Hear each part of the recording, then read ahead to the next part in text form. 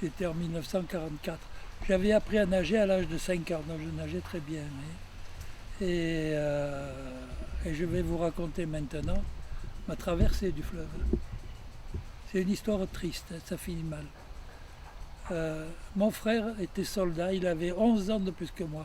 Donc quand j'avais 10 ans, il en avait 21. Et il était soldat, il faisait son service militaire en Tunisie. Et il avait déserté avec son cheval pour rejoindre les troupes de Gaulle qui remontaient du Tchad.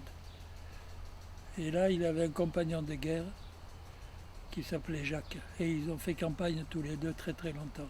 Et donc il a fait la campagne de Tripolitaine, de Tunisie, il a débarqué en Sicile, il a remonté l'Italie, il s'est heurté à la ligne Gustave et ils sont arrivés en Corse, débarqué à Fréjus, ils ont libéré Toulon, ils ont libéré Marseille et ils ont remonté la vallée du Rhône sur la rive droite, côté Ardèche.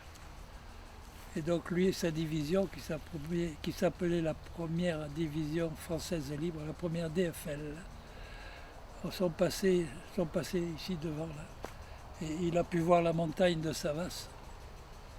Et il n'a pas pu voir sa mère ni personne parce qu'il était sur le mauvais côté. Et il s'est fait tuer à l'âge de 21 ans à la prise de Belfort. Et moi, petit gamin de 10 ans, je me suis dit, peut-être que moi, j'aurais réussi à traverser le Rhône pour aller voir ma famille. Et donc, c'est comme ça qu'à l'âge de 10 ans, je suis venu à pied jusque-là et je me suis mis à l'eau.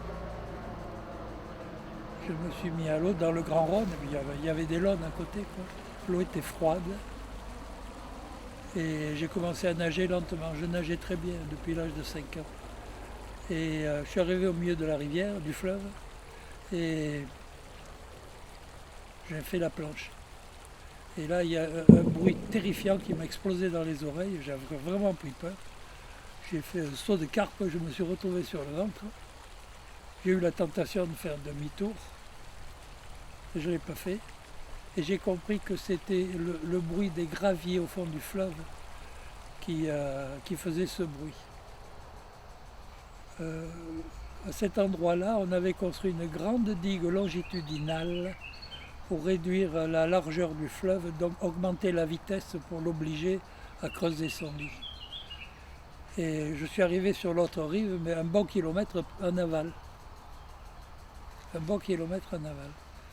Et je suis remonté à pied dans les broussailles et les bois morts pendant 2 kilomètres, c'était une épopée ça. Et j'ai retraversé le fleuve et je suis arrivé chez moi. Je suis arrivé chez moi et j'étais content en me disant que moi j'aurais réussi à traverser. Petit gamin de 10 ans, ça ne réfléchit pas qu'arrêter une division entière pendant 3 heures pour traverser le fleuve et se taper d'1 kilomètre à pied puis revenir, c'était pas réaliste. Ça s'est passé à quel mois? Alors pour moi c'était en 1945. En 1945, vraisemblablement au mois de juillet ou au mois d'août. C'est-à-dire 1 an après la libération de Montélimar. Et vous en avez parlé chez vous? Donc jamais. J'ai jamais rien dit à personne. Non. Ma mère m'aurait tué si elle avait su un truc pareil. Et voilà, c'est la fin de mon histoire. Son corps a été rapatrié, il est ici, au cimetière de Savas, au vieux cimetière de Savas.